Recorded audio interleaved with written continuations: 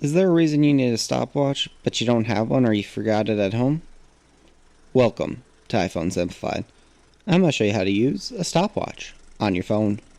First, we're going to pick up the phone and locate clock. Down on the home screen, we can tap on search and switch out CLO, and then we get clock.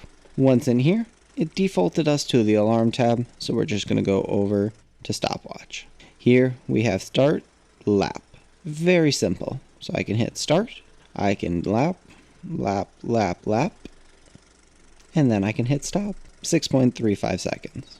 You can also go over here and go start, and it gives you a more traditional looking stopwatch face. Then I can still do lap, and it'll still give me readouts, as well as a lap handle and a normal timer. If you found this video helpful, please like, subscribe, and consider checking out the links in the video description. Thank you for watching, and enjoy the rest of your day.